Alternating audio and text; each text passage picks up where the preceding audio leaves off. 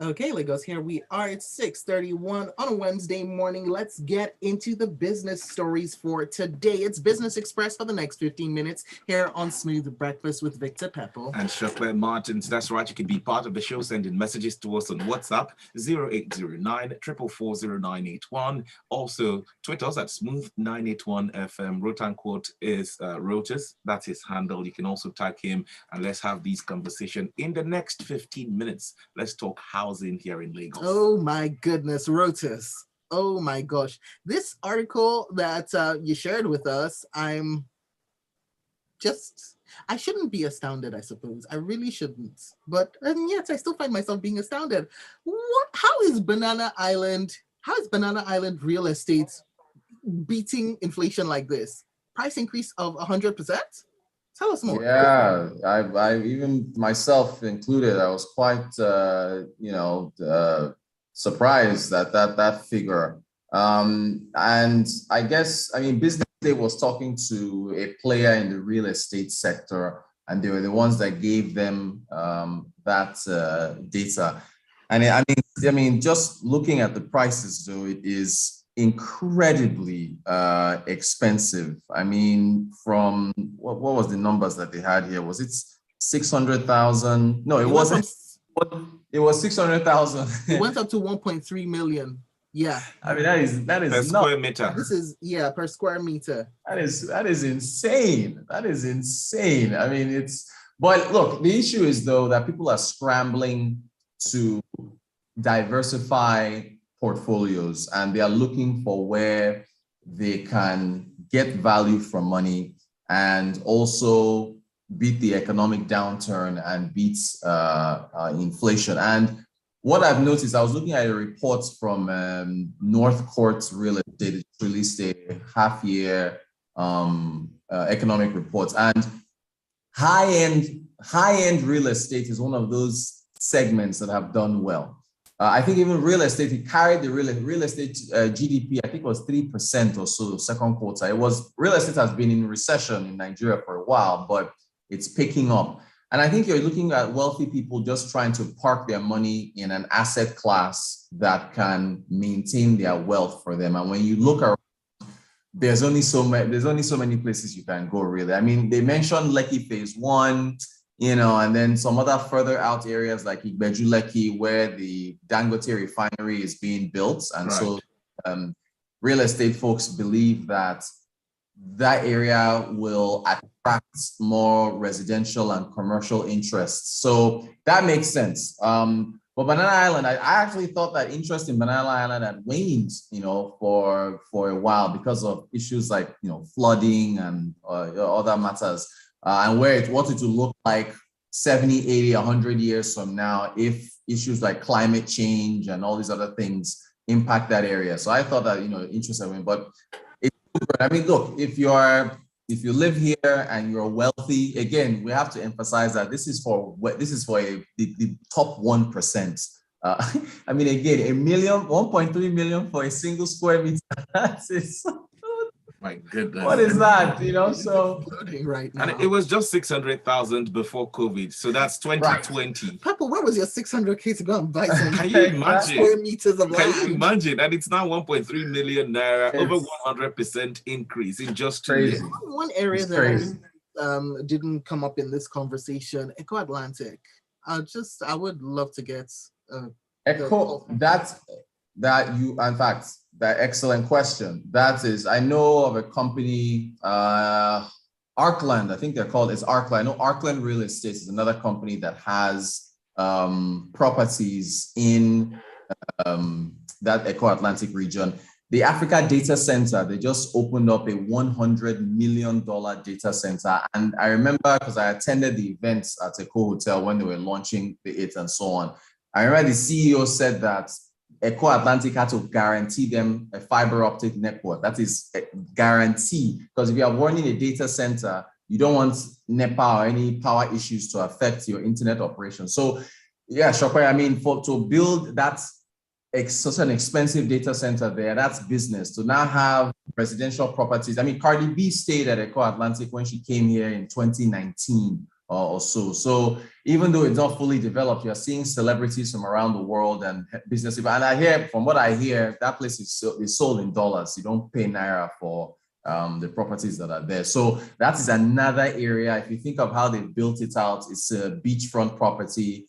That is another, heavily expensive area that is rapidly rising in price. So, but again, unless, Lucky residents have been complaining that the what's the name of that beachfront road? There's an alternative. We only have one route when you are driving in and out of Lucky, which is the Lucky Express. Mm-hmm. But I think we're at Legoshi Beach and others. That seafront property, there was supposed to have been another coastal road that should have been. Yes, but somehow the lanes went down, right? Exactly. So I don't know. See, and I don't want to get into politics, but there are people who are running for office to run Lagos State. One party has run this state for so many years. There's another. I was going to share another article, but let me just leave it. They said the monorail is going to be ready in how many years? We've been waiting for that rail now since Jack on Day or whatever. So anyway, my point is that it's just, Lagos really, the potential, as far as unlocking that coastal road and the real estate properties along there, in addition to decongesting traffic, there's a lot of potential there. But, so real estate as an asset class for the wealthy, there are options for them to diversify. Oh, hold on. Real estate for, the rest of the 99%. What's that looking like? Is it falling? And still, yeah. I hear Igbeju Lekki is like 10,000 per square meter. That's what I'm hearing. At least I think in the article there's other areas where there's some promise. It's just that if you're looking at the major appreciation, that kind of crazy appreciation that Victor pointed out in just less than 2 years. Yeah, that's the wealthiest are enjoying that. But there are other up and coming areas for the middle class Nigerians to possibly get something. But look, we need a mortgage. We don't have a proper mortgage system. There's some news that the Bank of England is looking at a 50-year mortgage, right? And mortgages allow you to finance a home over the course of time. You put down a small down payment. 20-year mortgages exist. That is in the Western areas. 30-year mortgages. Then now the news is coming of a 50-year mortgage. Here in Nigeria, we have mortgages, but they're like, what? 2 years, 5 years, if you're lucky, 10 years. And even with regards to the mortgages, going away from that, there's also schemes such as the shared ownership schemes where people can, if let's say a property is £100,000, if you can get a 25% share of £25,000 because you have to pay down 20 or 30% down payment of the total cost, and so therefore you only have to pay the 20 or 30% down payment of that 25%, thereby making it so much easier for people to get into the housing market. Exactly, Sope, and that is how you need to give people a length of time based on their income to be able to pay for these mortgages. And there's a lot of equity and wealth, the value that can be built into properties. And so Nigeria has so much potential. We just need liquidity in the system. We need banks to be able to finance these mortgages to give up and coming middle-class Nigerians that are not the jet set and the top 1%, the ability to be able to own a home and pay for it over time. And look, Lagos promised, I'm sorry, again, I don't know, Lagos, this administration in January said we're going to get, they said by January we're getting monthly rents. That nobody's heard anything since. Yes. We had a whole conversation about that. I heard that. Yeah, so, these are the things that are supposed to make life easy for people. There are no jobs, wages are not going up. How are you supposed to pay 2 years rent or 1 year rent in advance? Is that how your salary is paid? Oh, by the way, and there's some areas now that didn't used to collect 2 years rent, but because of the traffic situation that was just so bad, people started moving closer to the island for work. And so some of these areas became so oversubscribed that they were like, yeah, if you can pay me 2 years rent, that you'll get it. And we've got tons of reactions to this. Well, let's go through some of the messages. Yinka Buli said, so wait, my rent in the trenches that I stay is now price of a square meter in Banana Island. Last, they'll still toll Third Mainland Bridge. Gosh. And Ogene Ochuka says, much of these funds being invested are the proceeds of corruption. Since this situation is defiles login. It goes on saying I no agree. government since the Jack on Day. Hold on 1 second. No government since the Jack on Day government has provided housing for the ordinary citizens, even without IGR. Oh wow, Right. more messages. So what of housing for low-income earners? Benga Right. in. Whilst Yes. Opes from Yaba says banks provide 20-year mortgages in Nigeria. The concern is interest rates on those mortgages. Yeah, Good point. Good point. That's another point. Another issue. Interest You rates have that cripples you. costs. Gilbert Musa has a message, and he's saying on the increase from 600K to 1.3 million per square meter choice of land in Lagos, let's ask ourselves reasons other states like Ogun, Osun, Ondo, and Edo that have great real estate potentials have not created frontiers for real estate development. Great question. Great question. Ooh, Zicolo Zen rather, sorry, says shared ownership is a trap. Don't ever get into them.